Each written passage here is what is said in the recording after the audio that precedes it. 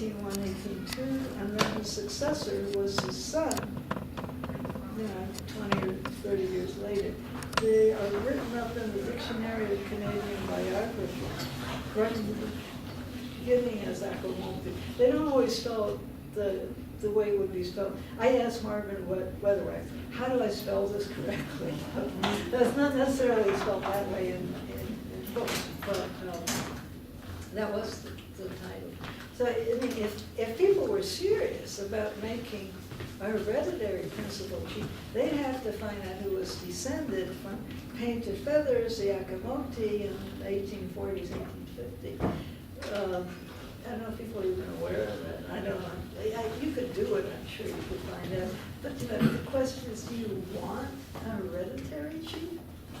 One of the issues I found out, not the issues, but what my worldview of what you said about that not being a formal process. In English, in the worldview of English research, you can look at that from the outside looking in and say, they're not really formal.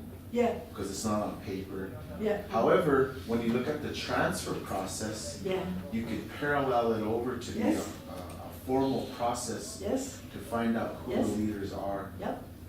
of each band. And maybe Yes. that could have been an issue because there were so many bands Yes. throughout. Yes. And then Yeah. whenever they laid that proverbial line and governing bodies recognize them and not them and them and not them, saying that, well, there's too many to have that structure like the Iroquois, how they lived, maybe they were more sedentary and they lived. I think that's a very important point, because what that does is show you the mechanism that you can identify just with oral histories. From the inside looking out, that's Yeah. what you see. Yeah. From the outside looking in, you're like, I don't see that, because you're only taking a snapshot of 365 days around the sun and you're only getting 7 days of that. You don't know the processes over here that got to that day, or that after the processes of after that fact. Hukatsini is the one that comes to mind, so akakstiman, how you govern. So there's terms for those, yeah. I like to, that's my work, is paralleling that up. Even like thinking about like when you're having an all-night serve, and even though with the structure of how the pipes lay, according to this, you know what, like how many songs you have, transfers Sure. or whatever. There's a set amount of, there's 4 and 4. And depending on who's running it, how many pipes are there, is how long you're gonna go. And you can't sit there unless you have a certain amount, or your pipe can't go down unless you have a certain Sure. amount of songs. Songs, yeah. And transfers. And so there is a lot of structure. You know, I went to, it's been about 10, 15 years now. But I went to Chief Shots Both Sides, his funeral at Brockett. And everyone there knew who he was, except us. But even, Earl and all these people that came, I've never seen so many war bonnets in my life. And they filled this auditorium, and first 3 rows was nothing but war bonnets from all these people, these chiefs, these guys.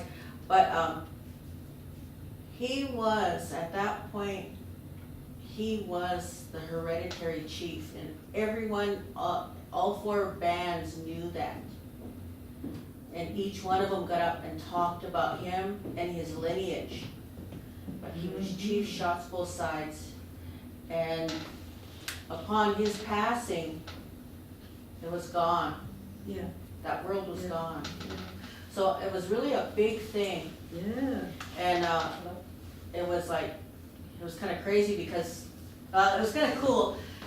He went on a wagon, when they started to take him, it's cold, everybody was cold. Anyway, he went on this wagon, No, I'm in and they class. put him on this wagon, and of course they had the riders, the outriders escorting him. And right behind him was about 100 limousines. You know, even the Premier of Canada was there, you know. All of this happened, it was just like, and then all the Go people out to the street by went in themselves. after them because all of Get this on the bus back came. to where And it was just amazing to see this funeral, it was an I event, live, so just. but he was the end. Yeah, Might be every 15 no, minutes. that's interesting, because did he have no children? Ask at the desk. He has children, but at that point, it wasn't that they had, that they had to go in and they had to decide who was going to be his successor. Yeah. I don't know if they did, but he was, by all the other tribes, all the other, or Yeah. all of us, he was the last of the Blackfoot Yeah, chiefs, hereditary chiefs. But I don't know what they did afterwards. Well, that's what this play is about, that I was talking about, that we all need to go to. Because then Treaty 7 brings in a whole new form of government. And so it was the end of an era and the beginning, a new deal, I guess, in Canada too. But- And so that's why the Blackfoot Project really needs to go to that play. When is that, Charlene? It's it's next Thursday, Saturday and Sunday. It's at Calgary at Heritage Park. 11th, 13th, and 14th. And at 7 o'clock, but you've gotta buy your tickets right ahead of time because the tickets sell out really fast, and so I'll put it on the Blackfoot Project page. Oh, Okay. So you can buy those, but I really think that our people from our group should at least go up and support that. Go in there with one of those things. But I wish you could. Yeah. They've been showing it at different places. This is the second time they've been to Calgary with it. Because Narcissus was saying the other day that it was really emotional to him as they were doing the part about the trauma from the school, from Red Crow.